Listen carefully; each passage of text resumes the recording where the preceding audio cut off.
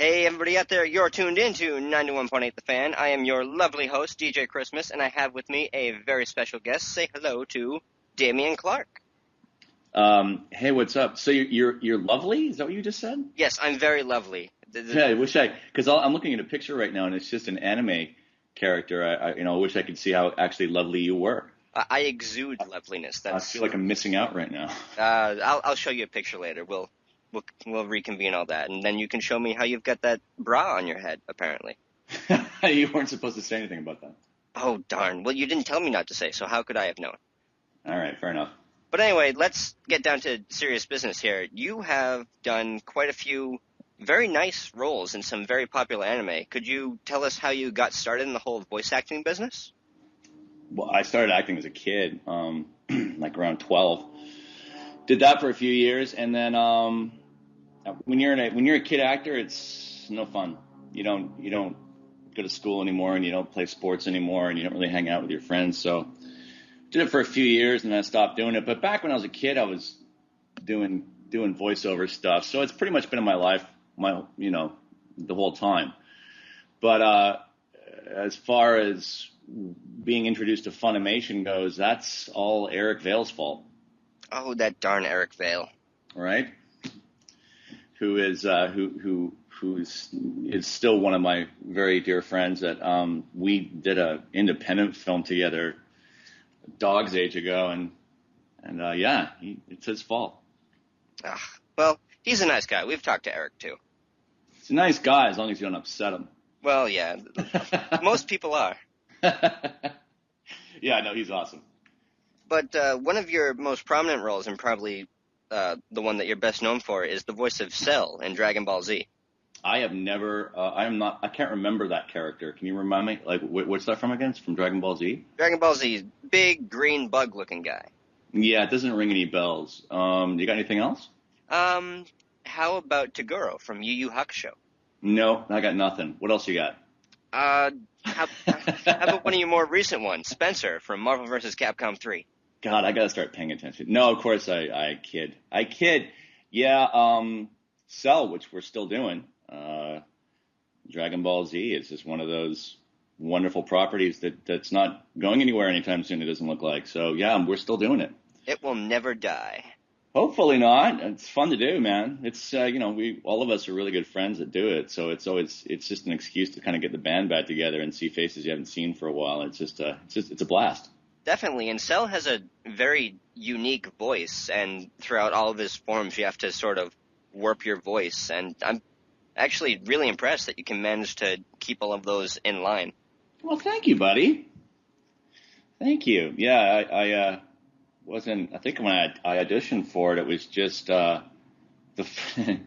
first form, and then they were like, all right, well, there's going to be more down the road, and I really had no idea that there was going to be this transformation. You weren't aware of the Dragon Ball Z stigma. Everyone transforms at some point. Right. I didn't have any prior knowledge going into it, really, of what Dragon Ball Z was all about. So after we did a few episodes of First Stage, I had to sort of figure out what I was going to do after that. Awesome. And, other than your very sort of gravelly, almost alien-like voice for Cell, you also have your deep booming voice for Toguro from Yu Yu Hakusho. Yeah, I kind of swallowed the mic on that one. I just got as deep as I could go. That's pretty much as low as I can get right there. And the best thing about Yu Yu Hakusho is that Justin and everybody over there called everyone back to redo everything for the Blu-rays that are starting to drip out now. Yeah, I mean, I don't really know much about that, to be honest with you. I did move to Los Angeles a number of years ago, and so the budget constraints being what they are and all that, I haven't been going back and forth a whole lot. So I don't even know what the heck's going on with that, if they recast Toguro or if they just use the old stuff. I don't know what's going on with that. Well, we'll have to see, but at the very least, it's a nice way to get the voice of Toguro out to a new generation of anime fans. Oh, totally. Yeah. I mean, Justin called me the other day and had me do a trailer for the, he had me do I guess you could call it a trailer for the Blu-ray stuff. But I didn't. I don't know what he's doing with it, to be honest with you. And speaking of getting good old stuff back out to a new generation, you will be coming back for Dragon Ball Z Kai as Cell. Yeah, that's what I meant when we were saying we're still doing it. Yeah. Yeah. Yep. So that should be a lot of fun. Too bad rumors are persisting that, well, not rumors, it's been confirmed that it stops there after Cell, no more. Apparently. Yeah. Yeah, apparently. Oh, well. Yeah. You probably know more about it than I do. I mean, I got I know, a good friend of mine, Kara Edwards, sort of came in after that, and she was kind of pumped about doing it, and I think at the time they weren't really sure if they were going to go past Cell, but who knows, man? I mean, they may decide to pick it up down the road. I think, they'll figure out how well Kai did, and then take it from there. It wouldn't surprise me if they ended up doing it. Yeah, the popularity definitely warrants a continuation. Yeah, well, I mean, I don't know how the viewership is on it, but I think it's pretty strong. Yeah. And as for other than, your mainstream anime stuff, could you tell me a little bit more about Spencer from Marvel vs. Capcom? Well, I was called in to do a video game audition for New Gen, and then, they're kind of tight-lipped about it because there's, there's all these NDAs and things flying around. I mean, they have you sign so much stuff when you go in and audition for these things, and so I really had no idea what I was doing until I was doing it. Right. And then that actually includes the game's release. I mean, I knew my character's name, but I didn't really know that a dude before me was doing it, and that he was recast, and I had no idea about that stuff. But I mean, the game's doing well, and it's a pretty sweet role. I love the character. He's very handsome. We've got a few Marvel fans out in the audience, and especially on staff, and Spencer's one of their favorites just because everybody loves to yell bionic arm all over the place. Yeah, man. You can't argue with a bionic arm at the end of the day. That's pretty badass. He's a fun character, man. He's a really fun character. Definitely. But I think we're going to take a very quick commercial break here, but when we come back, we will have more of Dameon Clarke and all of his amazing stuff. So keep it tuned to 918 The Fan. Everything you want, nothing you don't. Do you know what's on 918 The Fan? A bunch of our crap. Good heavens. You know what's not on 918 The Fan? A bunch of your crap. Balderdash, I say. Want your crap on 918 The Fan? Quite so, good fellow. Then send your crap titled Fan Friday Submissions to kibs@918thefan.com, and we might just post it up for all the world to see. What do you have to lose? Nothing. Nothing, I say. Quite so. Quite right. Yes, jolly good. Cheerio. Pip, I say. Ah, yes, good sir. Hey, everybody out there. Welcome back to 91.8 The Fan. I'm still Christmas, and I still have my very awesome guest, Dameon Clarke, here. Oh, we're back. We're back. Oh, how back we are. And we were talking a little bit behind the scenes how you're not just a voice actor, you also do some on-camera stuff. Yeah, well, apparently, according to Chris Sabat, I'm also a shadow puppeteer, a magician, and I worked at on Orange Julius, or a Cinnabon. This is a couple of years ago. He's like, we need a bio for, I think it was Blue Gender. Blue Gender. Blue Gender. And he's like, we need to do a bio. And I'm like, I don't know, I hate doing bios. And he's like, all right, well, can I do one for you? And I was like, all right, go for it. So he did this bio, and I think it's ended up like on a number of websites. I think like on Wikipedia too, or something like that. It was like, I'm a shadow puppeteer. I worked at an airport Cinnabon, magician. I think it's funny. Chris Sabat amuses me. Yeah, Chris Sabat's a funny guy, but in a way, he sort of beefed up your resume. Oh man, yeah, totally. I mean, the voice business is one of those businesses where if you know people, you know what they can do, you know what they're capable of, and if you know they can get it done on time. It's a lot of repeat business involved. It's a lot of people call it a very incestuous business because of that. And so, when you strike up relationships like that, like we did 10 years ago or whatever, it just works. And so you keep doing it, I mean, we'd work together more if I didn't live in another time zone.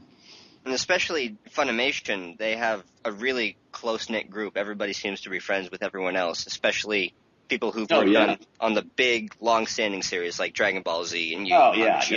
It's almost too close. Everybody knows everybody else's business. Good thing you don't all record at the same time, otherwise you wouldn't be able to get rid of each other. Well, man, I mean, Funimation is a cluster. You go in there and, there's all people milling around in the hallways and there's overlaps and stuff like that. So, the break room can be it's like one big water cooler fest. It's just, so it's very, very social. One of these days I need to head out to Funimation's recording studio or something and take a tour because I always hear how awesome it is. Oh, yeah, man. Check it out. It's, I say that, but I haven't, because apparently they moved. I think they moved to Flower Mound or something like that, and I haven't seen those new facilities. When last time I was there, they were still out in Fort Worth, but it was pretty cool. It's pretty cool. I know we talked to Kent Williams, and he was reminiscing about when it was like in the same building as just some bank. Yeah. You walk through and there's a bank in the lobby and stuff. You would not in a million years expect that there would be a sound studio anywhere in that building at all. But, they're doing better and better, so I'm sure they're all fancy now. But I like I said, because I live so far away that it's not really feasible to go back and forth. So I just haven't seen them in so long. Because we're doing Kai, but it's in Chris's studios. Definitely over at Okatron. Yup. I think it's cool that Chris managed to make his own studio like that.